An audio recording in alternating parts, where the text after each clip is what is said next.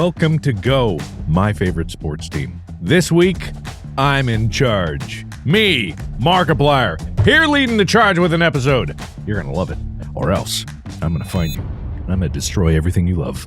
And I'm going to rebuild it in a shape that's almost like everything you loved, but not quite. It's going to be subtly different. You're always going to remind of what you had and what you no longer do have. And it's going to be like, oh, I'm the same. I'm not what you loved. And you're going to be like, you're not the same. You're different. You're different. Also, Tyler's here. Hi. I was going to say it's Go my favorite food team because Mark's eating food again. Yeah, finally. He was hungry. He hadn't eaten today, so he's getting the nourishment he needs, and we're not judging him for it. I'm just saying, not sponsored, but get Mark food.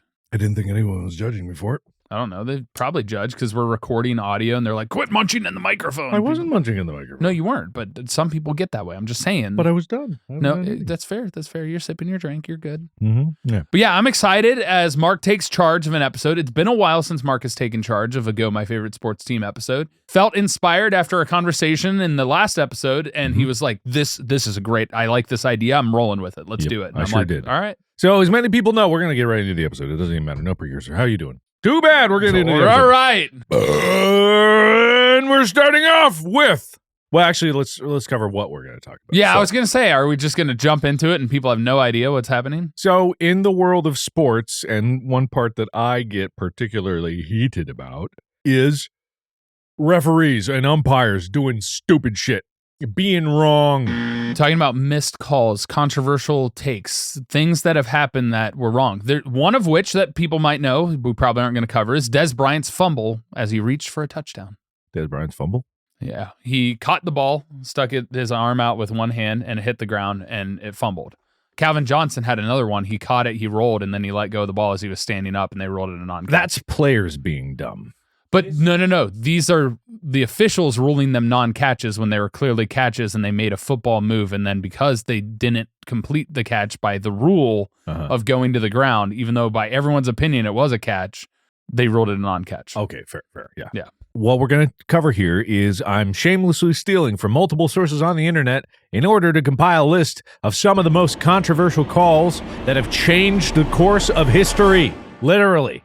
Some of these calls have had ramifications extending beyond just the arena in which they took place. Groundbreaking things that you'll never want to miss. You're going to want to stick to the end of this episode when I reveal the secret twist at the end. And the secret twist is that Logan Wilson did not hold on that play in the Super Bowl that gave the Rams a first down and thus won them the Super Bowl. It was a bad call, and the Bengals should have won. Is that it? Was that the twist? All right, then that's the end of the episode, I guess. Sorry. Spoilers. So to remind everyone the topic of what we're going to talk about, what we talked about last game was, the baseball catch, but we also talked about the perfect game that was ruined by a certain umpire. Right. And so that was in baseball as well. Armando Galarraga's. That sounds close enough. Yeah, he was one out away from a perfect game on a beautiful June evening on the 2nd of 2010. A feat only achieved 24 times in over a century of Major League Baseball. So it's not like one in a century thing. It's happened before. But still, it's a big deal for a pitcher to be able to do this. Perfect game means they've pitched and no one has even gotten on a base. It's not perfect strikeouts every time, right? Correct. It's no hits, no walks, no runs scored, which you can't score runs without a hit or a walk. Nobody has ever reached base in any way. You can't even hit a batter with the ball. It's a pitcher's achievement on the stat sheet, but it's a team achievement overall because the pitcher has to throw the ball, but the fielders also have to make plays so that nobody actually makes it on base. Because it's like you can get a perfect game by striking out everybody, but that's not going to happen. Yeah. Well, it could happen, but it's never. It's 270 pitches. At the very least. Yeah, but theoretically it could happen, but it hasn't happened that way, where it's perfect strikeouts every time, right? 9 times 9. It would be 81 pitches. You'd have to throw, if minimum amount for 9 innings of 3 outs, all through strikeouts on 3 pitches, 81. It's a short game. Yeah, 81 pitches. It's pretty good. The likelihood of you throwing that with no foul balls or anything, it's not going to happen. It could. Someone will get it When someday. Ohtani gets back on the mound after recovering from his surgery, That cheater Ohtani. that man is going to have the robotic arm and nobody's going to be able to hit him. He's going to throw the 81 pitch perfect game. All right. Anyway, so we're going to start this with a loosely made sorting here. I'm not 100% sure, but we're going to start it with the mythical fifth down. Okay. Much like in baseball, how there's a mythical fifth base. In 1990, in a Colorado versus Missouri game, there was a mysterious fifth down because in probably the strangest way possible, the officials literally lost count of the downs. Yeah. Which admittedly, it could happen. I think it could happen, but it is a situation where the officials, and this is in 1990, so this is before they had like any kind of technology. It was. So the way that most games in football work, you have your chain gang, which a lot of times are volunteers. They're not actually officials. Only in the NFL is it like really official. It's become more official in college sports because of this issue occurring. But in youth sports and stuff like that, there's a down indicator and then there's the chain gang that marks where the ball is and where you need to get for the first down. And so if that person messes with the sign and people aren't paying enough attention and penalties happen, you go forward and then you go backwards, it can be confusing. But in this case, they actually had the numbers on the chain gang where they got to go to 4. They accidentally swept it up higher and it went right to 5 and no one caught it. Even though there's nothing after 4. It was crazy. You want to play the video? Colorado called a timeout with just seconds left in the game. But the crew had forgotten to flip the down marker, and when the next play began, it showed second down instead of the proper third. So when quarterback Charles Johnson spiked the ball on third down, it was really fourth down and possession should have gone to Missouri. Instead, Colorado was granted an illegal fifth down, as everyone believed it was fourth down. Johnson ran the ball into the end zone, scoring the winning touchdown that should never have been. Johnson himself. So it ended up being a major impact on the game because they were able to stop the clock on a spike, which would have been fourth down. And they were able to run that fifth down play, which was the game-winning touchdown as they were down by 4 points, like 27-31 or whatever they said. Yeah. And it all happened because of a timeout on second down that the people just forgot to switch the down indicator. And no one caught it. Yeah. No one caught it at all. And obviously it was televised, so somebody probably caught it and figured it out. But But usually in those things, they're like, someone would say something. It's probably fine. Anyway, all right. So on a scale of 1 to 10, 10 being horrific, awful occurrence, and 1 being that I understand. This is pretty low on the list. This is not. Give me a number, Mark. You gotta. I'm putting it at 10. That's why I said it first. No, 10 is like worst thing they could possibly do. Why is 10 a worst thing? Okay, you want it to be the opposite? Oh, are we not ranking 10 to 1? No, I was just. We can. Oh, in terms of most controversial, this is just miscounting. Back in 1990, there was so much lead in the air. There were so many concussions. They hadn't officially realized it in football. Yeah. Everyone is so stupid. They were huffing. Couldn't believe they could even count to 2, let alone 4, and 5 is just outright. They were beef boofing. They were what? I don't know. I'm throwing out different weird drug terms. Isn't other boofing things. when you spray paint in a bag and you sniff it? Isn't that boofing? Is that boofing? That was huffing. What is boofing? Inserting drugs or alcohol in your anus. Is boofing? That's boofing. I thought that was butt chugging. Butt chugging only works if it's liquid. You can butt chug a lot of stuff. So why isn't it just not suppositant? Because that's the technical term for it when you have suppositories. Well, if you're a nerd, if you're lame, if you're not cool enough to call it butt chugging. Or boofing. Or, that's not very cool either. Yeah, I don't know. But apparently that's what it is shoving it up your butt. Mm-hmm. On to the next one. All right, next one. We've got in hockey, which we are very qualified to talk about. We've got the no goal. So Brett Hull's no goal in Stanley Cup Finals in 1999. So in this, Game 6 of the 1999 Stanley Cup Finals, Dallas Stars versus Buffalo Sabres. So Canada's not even involved in this one. Classic, though. Canada doesn't even touch the Stanley Cup in recent years. So we all know what this sentence is going to mean because we all know so much about hockey. Dallas's Brett Hull scored the championship-winning goal in triple overtime, but his foot was in the goalie's crease, which at the time should have negated the goal. Now, ordinarily, this would be pretty... What is the crease? The crease is the line where it protects the goalie's zone, so the goalie has room to roam and you're not making contact with the goalie or impeding their ability to make a play. All right. So, officials, after reviewing the call, allowed it, deeming Hull had possession of the puck and Dallas clinched the cup. Sabre fans were livid, calling it no goal, and to this day aren't convinced that it should have counted. Finals may as well be a bad dream. The Fury dates back to June 19th, 1999, with the Sabres playing the Stars in Game 6. The game was fantastic, going to triple overtime and pushing each team to their absolute limits. Hull eventually scored the game-winning goal, giving the Stars their first Stanley Cup. The Dallas Stars with 5:09 to go in the third period. For the first time in their franchise history. Let's see if they show another replay of the incident. However, his left skate was in the crease, so many believe that the goal shouldn't have counted. There it is. It was determined that Hull had That left skate. of the puck. Want to see it again? Yeah. Upon review, it was determined. However, his left skate was in the crease, so many believe that the goal shouldn't have counted. It is. And it's like right on the guy's stick. If you notice, it's like he couldn't move his stick because it was blocking it. Right there.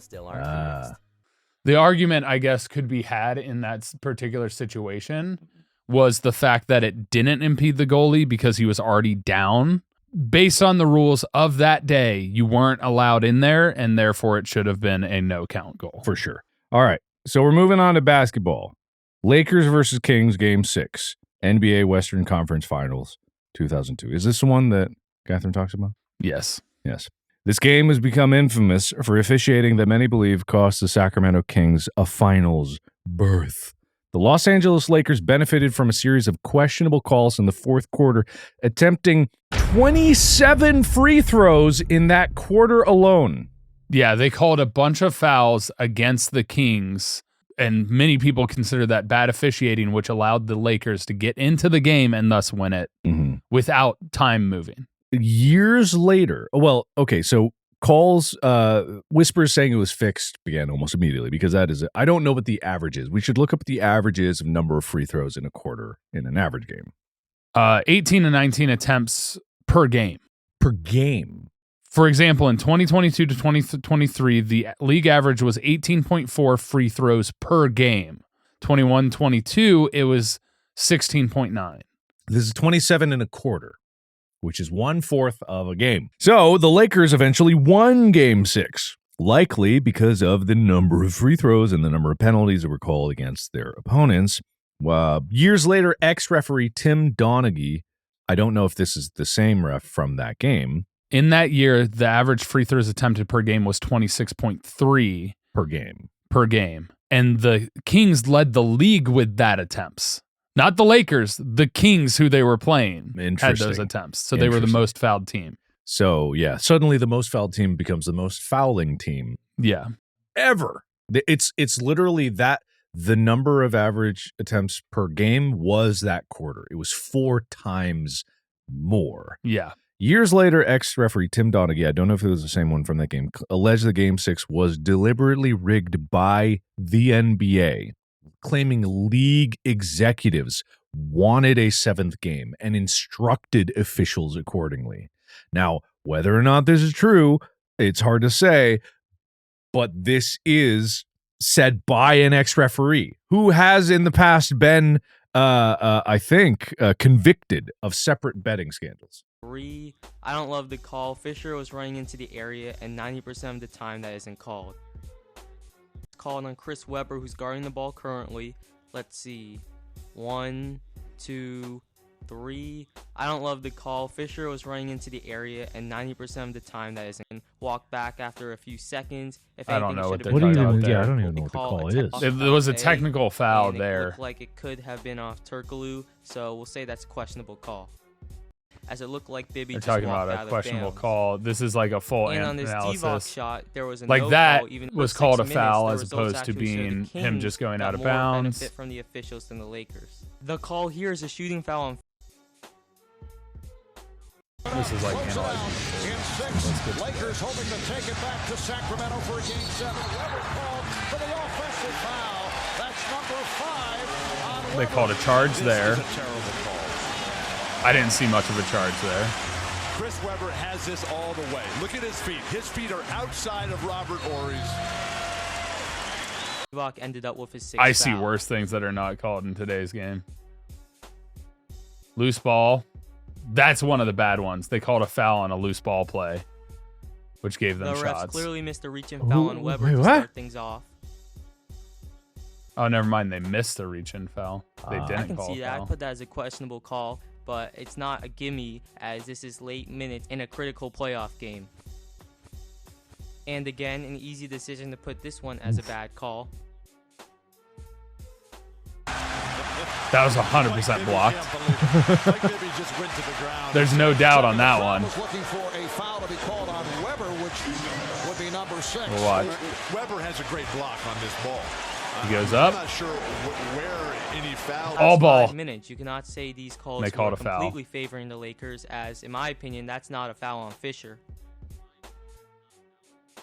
Pretty clear block. And called lastly, it. no call as Kobe gets Mike Bibby with a vicious elbow. And lastly, no call as Kobe gets Mike Bibby with a vicious elbow. He elbowed him to the face. And there was no call there on the inbounds. Ran through the other player, which in technical basketball rules, you cannot go through another player, whether on offense or defense, to make a play. Fascinating. So it seems like there was some questionable things, but it was a pretty aggressive game. It was a very physical game. Either way, whenever someone is like, "Hey, I worked for the NBA," and they told the refs, "I am a ref," they told refs to change the game. I'm gonna believe them. You know, I'm like, why? Yeah. Why would I not believe them? Because of course that happens. Well, and especially when league executives, they want more money. A game 7 would make more money. Like it falls in a line with what that could be. And if something is as outlandish as 26 free throws in one quarter, when that's the average 27, Yeah. when the average for the highest by a team taken was 26 in a game, pretty interesting. So, and what's fascinating about this is like it's so clear that this would happen because when you have these, playoffs or whatever it is, it's like they say 7 games. It's a best of 7, which means if someone closes out in 4 games, it's over. Also, that's boring. No one really wants to watch it, and then less people watch it, and then they make less money. But if it's game 7, everyone's gonna watch game 7. And you're also talking about the era of Shaq and Kobe. Mhm. Yeah. So I believe that 100%. All right.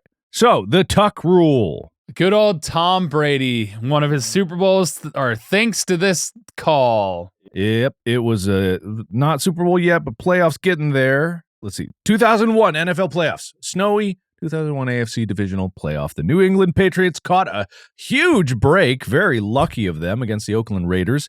They were down 13-10 with under 2 minutes left. Tom Brady lost the ball on a sack, which, I mean, why didn't they call that? Sacking Tom Brady is against the rules. Exactly. And the Raiders recovered, seemingly a fumble to seal the game. I'm going to get to the part. There's the fumble. Okay, so he just lost it there. And then, all right. Very clearly Very recovered clearly. by the Raiders. Yep. However, And look,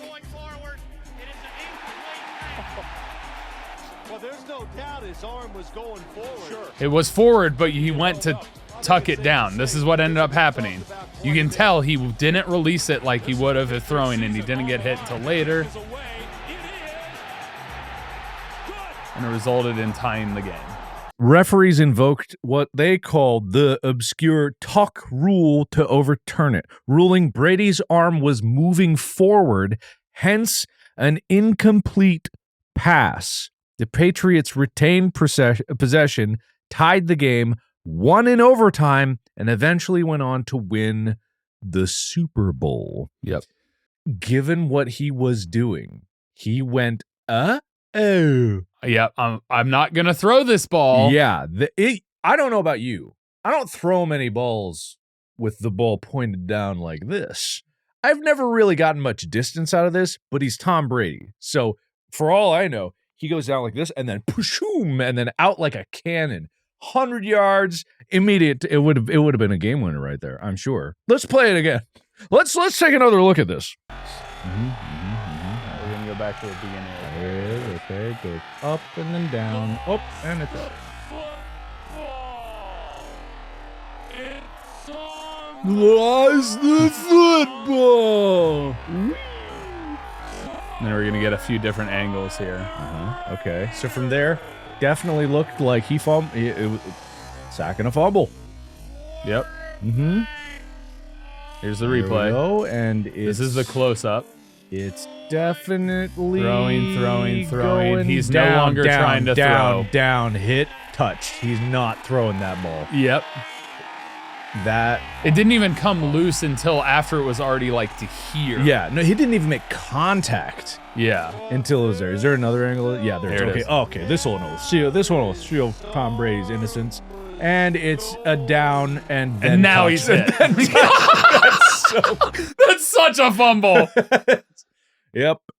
So yeah, this one, but thank goodness that Tom Brady was able to get that Super Bowl win. So all is well. Controversy raged for years as Brady's legend grew until the NFL finally abolished the tuck rule in 2013. I don't even know what the tuck rule. It basically was invented on this. If you're in the process of throwing and you go to tuck, you cannot fumble. It gets ruled an incomplete pass. You can't fumble. It doesn't qualify as a fumble. It qualifies as an incomplete pass. So if you go in this motion and then as you're getting the hit, you try and tuck it and you fumble the ball in that process, it then became ruled as an incomplete pass. That's a really dumb rule. Exactly. That rule doesn't even make sense. Also, that's not what he was doing. Yep. Because he didn't even know someone was coming up on him. So he's not tucking it. He's doing a fake, right? That's what it's called. He's faking.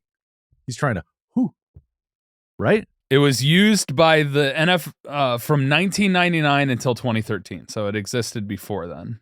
It defined the forward pass occurred based on the quarterback's arm motion, whether they are attempting to tuck the ball back into their body. The rule was controversial and led to the famous 2001 AFC divisional game between. Why did they even make the rule in the first place? Did they need to make the rule? I don't know. It feels like it was just an obscure thing. Okay.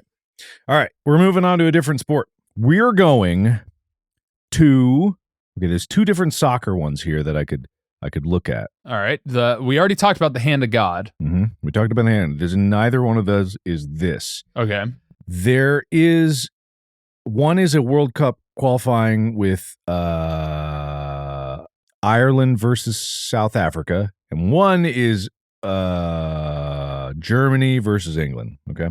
All right. What's the first one? Thierry Henry's handball versus Ireland in a World Cup qualifying playoff that would send the winner to South Africa, not versus France, eliminated Ireland on a hugely controversial goal. In extra time, Thierry Henry twice handled the ball in the box, a, quote, blatant double handball, as one Irish official put it, before assisting the goal that put France through on aggregate. Ireland's players and fans were outraged.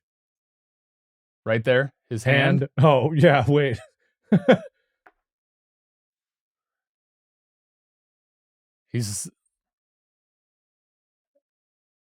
Yeah. And so he talks about it. You extend your arm and it hit his hand, and he's not proud of that moment, but it was called what it was called, and it happens in the process of the game. And so he's not proud of it. Well, it's because this was back in 2009 when they didn't have cameras, so they couldn't tell.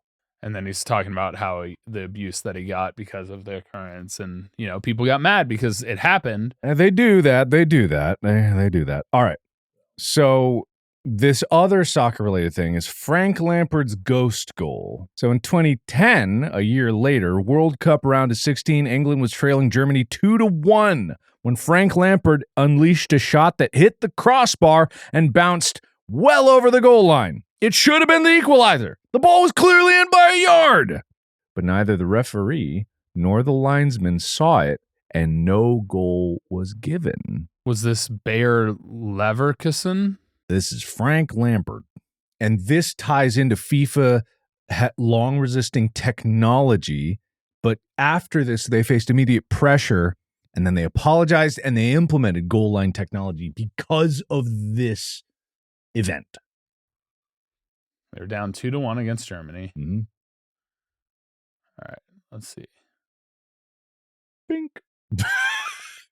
And it very clearly in. that's in as in can be. But the ref didn't see it apparently cross the line at all and ruled it a no goal. Didn't see it? Where was he standing? Because he should be on the line. If I'm a goal referee, I would think I would be on the line. Yeah, and people may look at the score at the end of being like, oh, it's 4-1. It wasn't close. The psychological damage that can happen because of this, the unfairness, can rob a team of their entire will to keep going. Momentum is a thing. Emotional, like, motivation. People talk about, like, if one thing didn't happen, how it's like the wind gets knocked out of your sails. Yeah, exactly. So it's because of this that FIFA eventually implemented goal technology, because it's 2010, right? This isn't ancient history. They have the technology, or at least they have more cameras that they could look at to see what's going on there. For sure. But they didn't. Yeah. And for those that were just listening, the ball hit the top crossbar, crossed by at least 2 feet. Oh, yeah. Hit the ground behind the goalie and then bounced out of the goal. It was enough that even the goalie was like, fuck, god damn it, it's not in. All right. Back to America. All right. The Fail Mary. The Fail Mary. Fail Mary of 2012. During the NFL's 2012 referee lockout. There was I don't know much about it. You probably know more about the referee lockout. So it was basically the officials were asking for more money. And rightfully so in a lot of regards, because they keep got to fixing games to make money. They're under scrutiny. Like, they were getting a lot of hate, especially after last season. In all fairness, the referees get paid a good amount of money, but it's like per game. They also have to uplift and go to these games. They get constantly scrutinized. As more people learn their names and more information gets about them, they get attacked. And so they, as a part of their union and agreement, were like, we need these conditions to change. I think it had to do with health insurance too, for like injuries and illnesses and different things like that. And so they went on a lockout and did not, and this was when I was in grad school, by the way. Oh, yeah? And so they did not officiate for a good portion of the season. Damn. And so I believe this was opening week, the opening game. Yeah, this was Packers-Seahawks. Yeah, 2012 replacement officials presided over a Monday Night Football game between Packers and Seahawks that ended in chaos. Final play of the game, a desperate Hail Mary to the end zone. Seattle receiver Golden Tate, so Seattle has the balls, clearly shoves a Packers defender, offensive pass interference, and then simultaneously caught the ball with the Packers safety in midair. One replacement ref signaled touchdown for Seattle, while another signaled touchback for Green Bay before ultimately doing the following. All right. Shoom! It's up in the air. Clear shove. Okay. Catch. Lots have it. Multiple hands He on let it. go of it. Yep. So it looks like the defender fully had it. Uh-huh. The defender has it here more than the receiver. I love it when two refs go different hands. They go, boom. And then they roll it a touchdown. All right, let's go frame by frame here. So this was obviously it's Seattle is throwing. Seattle is trying to catch the receiver Golden Tate for a touchdown and a last-ditch effort, time expiring to win the game. So they ended up, the refs ended up calling this for Seattle in this touchdown. So let's take a look. Keep in mind, this is in Seattle that this game is in being played. Seattle, yeah. Ball's in the air. Uh-huh. Here's the shove. Uh-huh. Very clear shove, pushing him out of the way. All right, shove. Ball's coming down. He's shoved. Up. Yeah, that guy's down. And then Green Bay looks... This is the moment that the ball hits their hands. Yeah, so Green Bay is higher up in the air. Seattle guy is halfway up. Both of them hands touch the ball at the same time. Yeah. Uh-huh. I would say of the two, Green Bay has it more. At this point in time, neither one has possession. Yeah, no possession, not pulled in. Still no possession.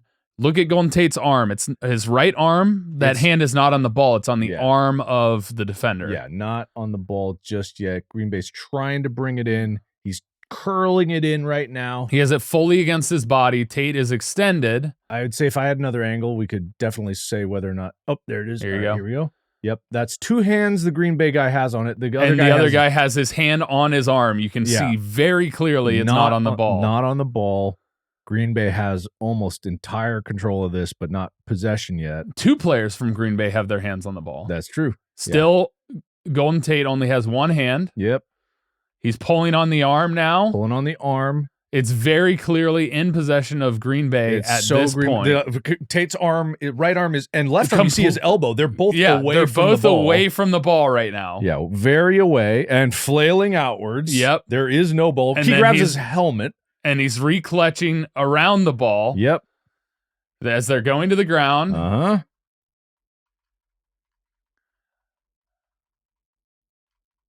Still going to the ground. You can't really see much from this angle. Mm-hmm. But you can see Golden Tate is pulling to try and pull the ball out of his hands. Watch the rollover. Mm-hmm.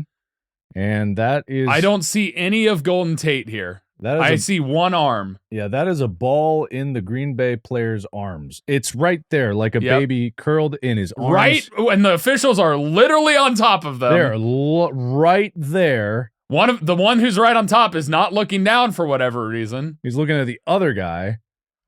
And this guy signals, yeah, here you go. Here's the thing. He must have been looking at the other guy being like, clearly this isn't thing. So they're going for different hand signals right there. Yeah, so 84 here on the left is doing touchback, and the other official is doing touchdown. Yeah. Because he's waving arms like this. This is touchback. Uh-huh. Usually you do that, and then you do this. And then this is obviously touchdown goalposts. And then the other ref looks back being like, what the fuck? So, yeah, in no way in any of that, in all of what we saw, and in a time when they did have reviews, I'm pretty sure. Yes, in the NFL, and they did review it, which you see later. This is after the review. The official is talking about it, and he rules touchdown. So where did they find these refs? They were college football refs that they grabbed from various different parts. I don't know the exact details. I didn't look up all the credentials during this time, but the majority of it was they were backup refs. They were refs from college football. Rules in college football are a little bit different because it's 1 foot versus 2 and a couple other things. Yeah. I mean, there's numerous rules that are different if you get into the officiating. What's interesting about this historically is immediately after this game, the NFL reached an agreement with the referees union. Yeah, there was a massive uproar from the fan base. The other thing that happened, and the coaches and team owners, the Green Bay went to the locker room because they basically protested the call and were upset. By rule in the NFL, you had to kick the extra point after a touchdown. Even if time expired and the game was over and points didn't matter, still think it's a stupid rule. You don't have to do that in college. If they win on the last second and you're up points-wise, they don't kick the extra point. Makes sense, yeah. And so Green Bay all went into locker room, and then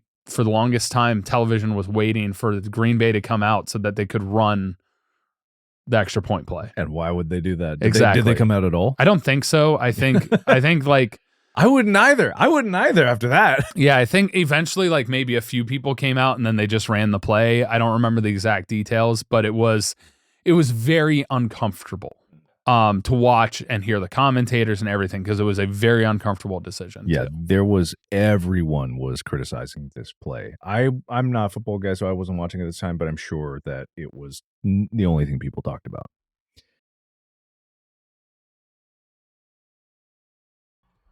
The next big football one, if I can jump in here, yeah, sure, are you? Is the blatant missed pass interference call that led to the Rams going to the Super Bowl instead of the Saints. And I believe it was Drew Brees' last season in the NFL. This is the blatant no call. This is why the very next year, this was in 2019, the very next year they implemented you could challenge for pass interference. They then, after that season, removed it because everybody was challenging like every single play. Oh, yeah. And it was an obvious problem. And this is not the greatest quality of video, but I'm going to take you through it. You can watch the very beginning of this play. Mm-hmm. Pause it, and we're going to go frame by frame here. You can see the ball more clearly now. Mm-hmm. Right there. Contact is made. Oof. He is completely thrown off his path, causing the ball to go way outside. And he's literally no laid call. out. Fourth quarter, game's tied. It was a third down play. The pass interference would be automatic first down, which would make it first and goal because it's at the spot of the foul. So they would have gotten a first down, less than 2 minutes left. Mm-hmm. Rams only had one timeout left. They could have ran out the clock and kicked a game-winning field goal by taking knees. Do you think that this is a situation where it just so happens all the refs weren't looking in the right place? But how could they when the ball is where that's they should literally be what looking? they're supposed to do. Yeah. So, yeah, they called this the NOLA no call. And it was no flags. Everyone watching it saw it as a foul. Like literally, it was the reason the Saints lost that game. The only reason. So the outrage was so great, many boycotted the Super Bowl because of this. Which I don't know how many times that has happened. Which, for the record, also was one of the most boring Super Bowls in history. It was Rams-Patriots, the defense game that literally at halftime only 3 points were scored by the Patriots. Then second half started and 3 points were scored by the Rams, and then the Patriots went on to score 10 in the fourth and win 13-3. Yeah, and it extended not just beyond fans or players, media, even politicians were weighing in on this, being like, oh, what in the hell was that? Yeah. All right, moving outside of America again. We're going to the Olympics.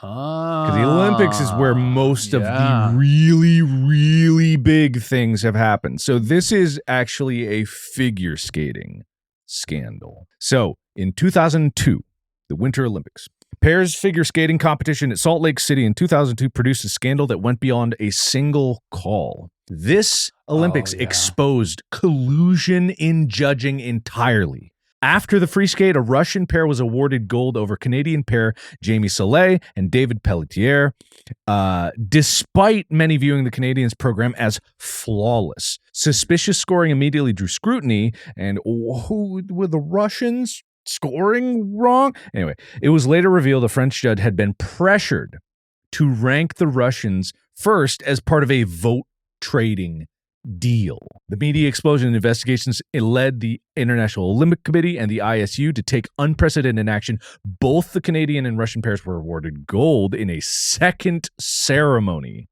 The entire figure skating scoring system was overhauled, retiring the old 6.0 system. That's why even like gymnastics don't do 6.0 anymore, right? They do based on difficulty.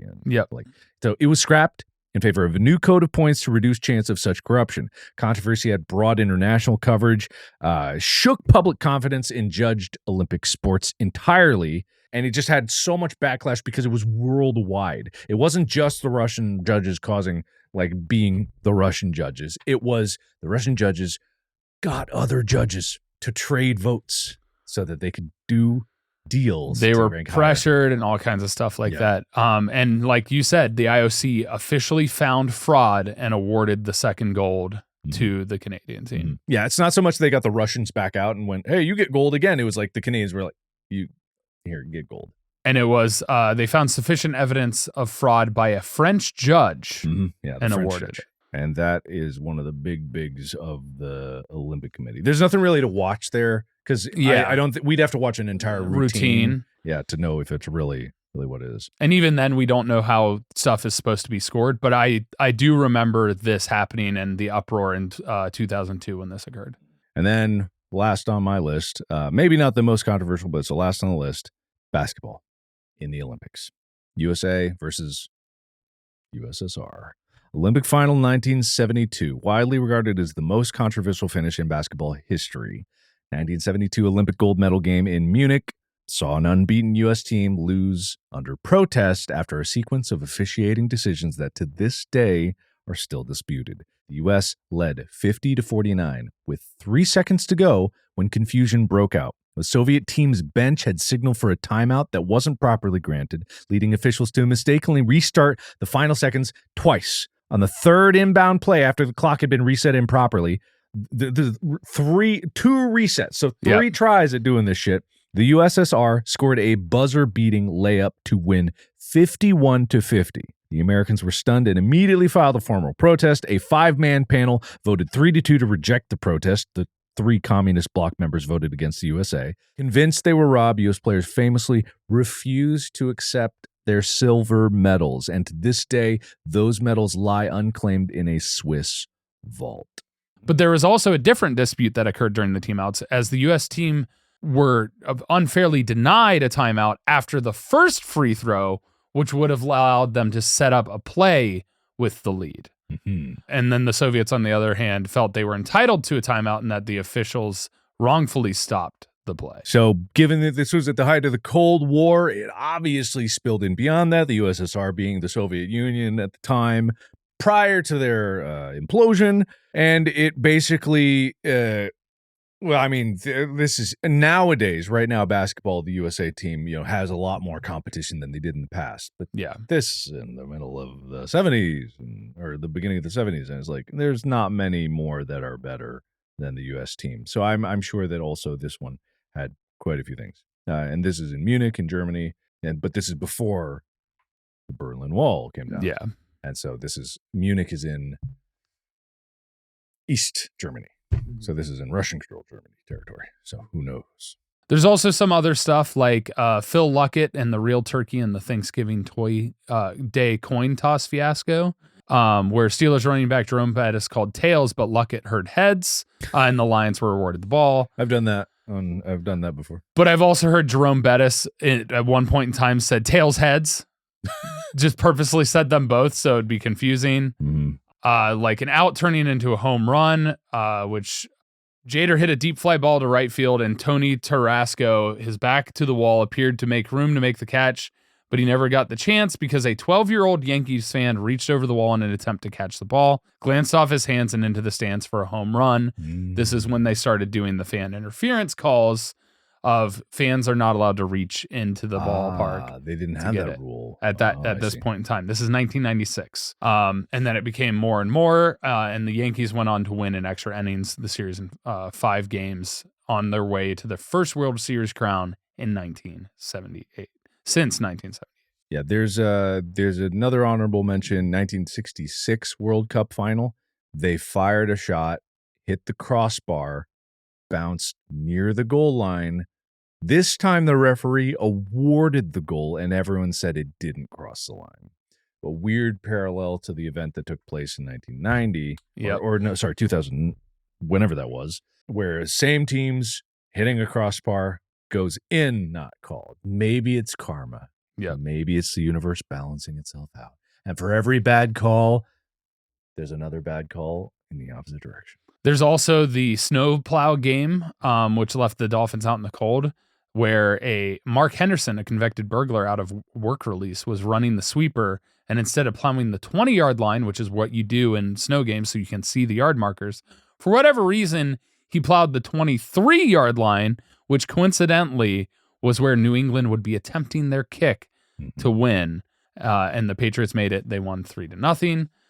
There's other ones. Mike Renfro getting 2 feet down, or does he, in 1979, and the Steelers won the Super Bowl. The 4th in 6 years, they were locked in a tight battle with the Houston Oilers, and it appeared that Houston tied the game at 17 in the 4th quarter, thanks to a catch on the corner by Mike Renfro. The side judge ruled on the play that he did not catch the ball and get both feet in bounds, thus forcing them to go for a field goal, and the Steelers scored the final 10 points to win the game. There's like different things in boxing have occurred. Manny Pacquiao lost to Timothy Bradley despite being beaten up. The score ruling basically said he was battered for the majority of the contest in no way or shape or form. Did he look the winner? Basically arguing that Pacquiao shouldn't have lost that match because it was pretty clear the other person was the one who had taken the most punches and the most beating. There was another boxing thing at the Olympics. Roy Jones Jr., light middleweight final at Seoul Olympics, Seoul in Korea. American Roy Jones Jr. thoroughly outboxed Korea's Park Shi-hoon, landing 86 punches to Park's 32. Yet in a stunning result, the Seoul judges awarded the gold to Park with a 3-2 decision. It was so egregious that Park actually apologized to Jones, and even the referee told Jones he should have won. An investigation led to suspensions of the judges amid allegations of match fixing. It was so intense it led to Olympic boxing scoring reforms. There's plenty of controversial calls, instances of issues that have occurred in gambling. NBA officials and referees have been caught before. And as gambling gets more prolific, I mean, you go back to the Chicago Black Sox in the World Series against the Reds, where the Reds swept them and it seemed like they threw the game. And it was investigated, and that's why they were called the Chicago Black Sox for point shaving. It's why Pete Rose is not in the Hall of Fame. There are numerous occurrences of cheating and scandals that have occurred throughout sports history, but the idea is to protect the integrity of the game and make it an actual contest as opposed to being fixed or adjusted based on officiating, players, or above all else that. which is also why the NCAA nil deals and what's happening is kind of controversial on that front too. Where money goes, corruption follows. Like billionaires in government. Anyway, that's going to do it for this episode. Thank you, Mark, for doing the controversial controversies of sports for us today. Go to call it Bad Officials. Bad. That's a good title. I like that. Officially bad. Naughty, naughty officials. Naughty, naughty Kool-Aid. It's a meme from years and years ago. Okay. Anyway, thank you guys so much for watching. Thank you so much for listening. If you want to support us or be involved in some capacity, reddit.com/r/gmfst. Go to store.gmfst.com to get some merch. And maybe in the future, we'll have a community episode. So come up with ideas or questions that you'd like to ask us. And I'll keep you posted when we end up doing that. And you'll be able to come on, ask your question, debate us on a topic. And we can either slap it in your face or admit that egg is on our face. Or maybe we'll just have a polite discussion about something that we haven't brought up or talked about. Either way, it'll be a fun time. So thank you all so much for watching and listening. We'll see you in the next one. Mm-hmm. Bye.